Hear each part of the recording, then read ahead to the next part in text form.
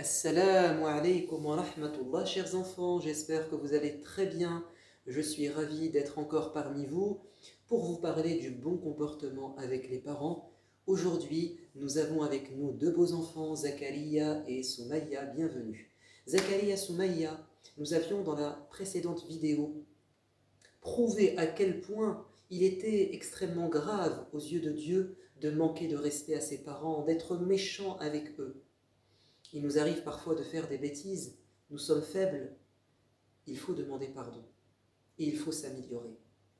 Nous avions dit qu'il était sûrement pire aux yeux de Dieu d'être extrêmement violent et méchant avec ses parents, de les faire pleurer, de leur causer du tort et des soucis, de leur payer la honte, de les frapper, de les injurier, de leur mentir. C'est peut-être pire aux yeux de Dieu que de boire de l'alcool ou manger de la viande de porc. Vous savez pourquoi? Parce que consommer ces choses interdites, ça représente un mal contre soi. On s'est fait du tort, à nous uniquement. Mais quand on fait du mal à nos parents, on s'est fait du mal, on leur a fait du mal, et on a blessé tous ceux qui les aimaient.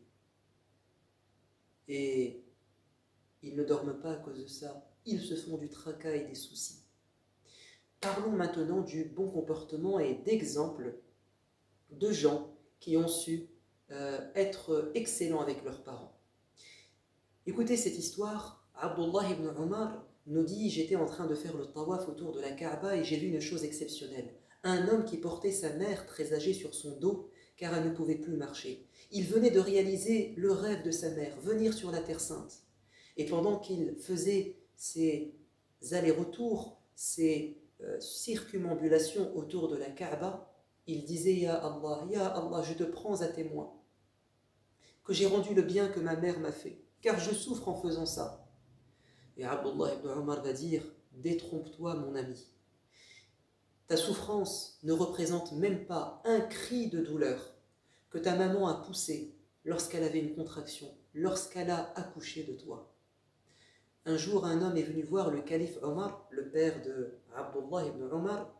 Il lui a dit: ô émir des croyants, tu sais, j'ai une mère qui est très âgée et je m'occupe d'elle de tout mon cœur. C'est moi qui la nourris, c'est moi qui lui change ses vêtements, c'est moi qui la lave, c'est moi qui la fais dormir, c'est moi qui la transporte. Je fais tout pour elle. Est-ce que tu penses que je lui ai rendu le bien qu'elle m'a fait étant jeune? Et il lui a dit: non, car il y a une grande différence entre ton attitude aujourd'hui et celle de ta mère il y a plusieurs années. Quand tu étais enfant et qu'elle s'occupait de toi et que c'était dur pour elle, son plus grand rêve, c'était que ça dure le plus longtemps possible. Son espoir, c'était que tu restes enfant, même si ça représente pour elle une besogne, des tâches compliquées.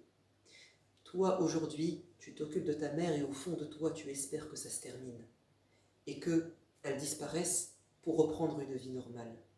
Alors on ne pourra pas rendre le bien que nos parents nous ont fait. Le messager de Dieu, alayhi salatu wassalam, nous dit: vous ne pourrez pas rendre le bien que vous a fait votre père. Ce papa qui, depuis que vous êtes jeune et même avant, part chaque matin pour travailler. Il endure, il se sacrifie pour sa famille, pour prendre soin de vous. Tu ne pourras pas lui rendre le bien qu'il t'a fait, à moins que tu le trouves esclave et que tu lui rachètes sa liberté, que tu lui fasses ce cadeau. C'est comme lui rendre la vie que de lui rendre sa liberté. Est-ce que vous pensez qu'un jour vous trouverez votre père enchaîné, emprisonné, esclave? Je ne pense pas. Donc, nous n'aurons pas l'occasion de rendre tout le bien que nos parents nous ont fait. Vous savez ce qu'il nous restera à faire après avoir fait le maximum? C'est de lever les mains au ciel et de dire: Ya Allah, c'est toi qui dois leur rendre la récompense qu'ils méritent. Rabbi irhamhuma kama rabbayani saghira. Sois bon avec eux comme ils l'ont été avec moi. Écoutez cette histoire. Abu Huraira, qui était un homme pauvre à Médine, est sorti un jour avec ses amis de la mosquée. Ils se tordaient de douleur tellement ils avaient faim. Et ils sont partis chez le prophète alayhi salatu wassalam, qui aidait les indigents, les gens qui avaient des demandes. Et le messager de Dieu les a accueillis, il les a fait asseoir, il leur a donné de l'eau et il a donné à chacun d'eux une date. Qu'est-ce qu'a fait? Deux dates, pardon, deux dates. Qu'est-ce qu'a fait Abu Huraira? Il en a mangé une et il a caché l'autre dans sa poche. Le prophète lui a dit, mais pour qui est cette date que tu dissimules?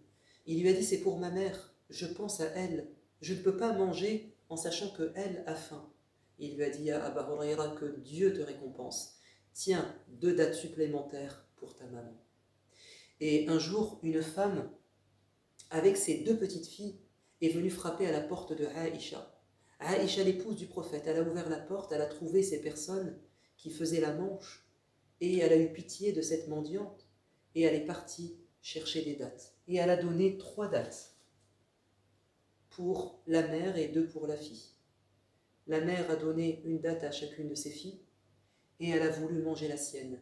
Mais ces filles ont été tellement rapides qu'elles ont fini par réclamer la date qui restait chez la maman. Alors la mère a coupé sa date en 2 et elle l'a donnée à ses filles. Elle s'est privée pour ses filles. Et Aïcha va raconter ça le soir à son mari, le prophète bien-aimé, alayhi salatu wassalam. Et le prophète a dit, c'est magnifique ce qu'a fait cette mère, c'est merveilleux. Allah la mettra au paradis. Allah la protégera de l'enfer, tellement elle a été miséricordieuse, clémente envers ses filles. Aïcha dit, les 2 compagnons qui étaient les plus respectueux de leur mère, c'est Uthman ibn Affan et Haritha ibn Nu'man. Uthman ibn Affan, il était tellement respectueux de sa mère qu'il n'osait pas la fixer des yeux. Depuis qu'il est devenu musulman, il baisse ses yeux devant sa mère. Quelle différence entre lui et certains garçons, certaines filles, qui non seulement regardent leurs parents d'un air méchant, mais poussent leurs parents à baisser la tête. Quant à Haritha ibn Nu'man, il n'osait pas faire répéter sa mère. Quand sa mère lui disait quelque chose, s'il n'avait pas tout compris, s'il n'avait pas tout entendu, il demandait aux gens autour, qu'est-ce que m'a dit ma mère? Tellement il était respectueux. Et nous, parfois, on pousse notre mère non seulement à répéter les mêmes choses, les mêmes choses, les mêmes choses, comme un refrain sans fin, et parfois à hurler sur nous, tellement nous sommes sourds et nous sommes désobéissants. Je vous raconte cette dernière histoire. On rapporte qu'une mère avait un fils. Cette mère, vous savez ce qu'elle avait? Elle avait un œil en moins. Et son fils souffrait car il avait honte d'avoir une mère borgne. Et quand sa mère le ramenait à l'école, il se cachait.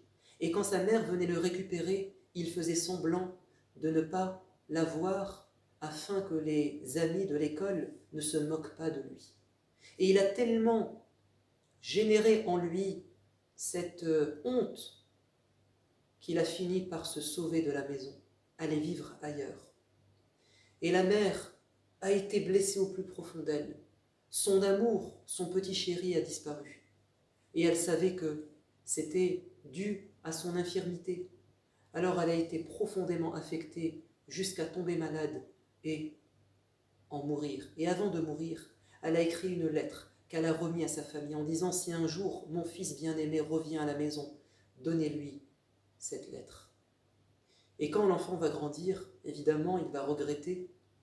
Il va mûrir et revenir à la maison pour retrouver sa mère. Et quand il arrive, on lui apprend que sa mère est décédée. Et là, il pleure, il regrette. Et on lui dit, ta maman, avant de lâcher son dernier souffle, elle t'a laissé une lettre. Lis-la, c'était son testament. Alors le fils va ouvrir la lettre et il va la lire. Et plus il avance dans la lecture, et plus il verse de larmes.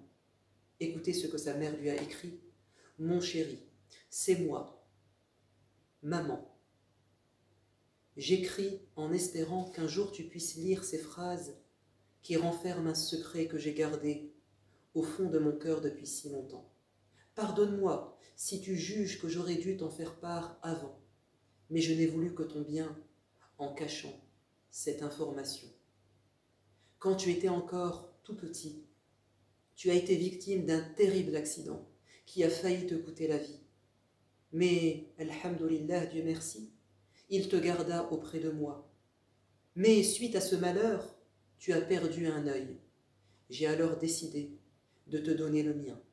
L'opération fut un succès et de nouveau, ton beau visage était là. Je suis désolé, mon fils, si j'ai pu te faire souffrir. Ta maman qui t'aime. Regardez comment cette mère était prête à donner son œil pour que son fils soit heureux. Parfois, on ne se rend pas compte des sacrifices de nos parents. Et c'est quand nos parents disparaissent qu'on réalise à quel point ils étaient importants. Ou bien quand nous-mêmes on devient parents et qu'on a des enfants, c'est là qu'on prend conscience de leur mérite. Ya Allah, fais miséricorde à nos parents, récompense-les pour tout ce qu'ils ont fait pour nous. Et s'ils nous ont fait du mal, Ya Allah, pardonne-leur parce que le bien qu'ils nous ont fait est beaucoup plus grand. Alors, que signifie Soumaïa et que signifie le prénom Zakaria? Zakaria, ça signifie dans la langue de l'époque, la langue des Hébreux, Dhikrullah, le souvenir de Dieu. Et Zakaria, c'était un grand prophète. C'est celui qui s'est occupé de Maryam, qui aura comme fils Isa. Zakaria, c'est celui qui faisait beaucoup de zikr. Alors sois fier de ton prénom. Et Zakaria aura, par miracle, un fils qui s'appellera Yahya. Et c'est Dieu qui a choisi ce prénom pour son fils. Quant à Soumaïa, ça vient de As-Sima, qui signifie en arabe un signe, un insigne. C'est-à-dire quelque chose qui se voit, qui délivre un message. Soumaïa, c'était une grande femme, une des premières qui s'est convertie à l'islam et qui malheureusement va être persécutée, elle et son mari, Yasir, et leur fils Ammar. Et ça sera la première femme qui mourra parmi les musulmans à la Mecque. La première martyre de l'islam, c'est Soumaïa, une femme extraordinaire. Alors sois fier de ton prénom et attache-toi à ta religion comme Soumaïa s'est attachée à l'islam. Je vous dis à bientôt les enfants. Wassalamu alaikum wa rahmatullah.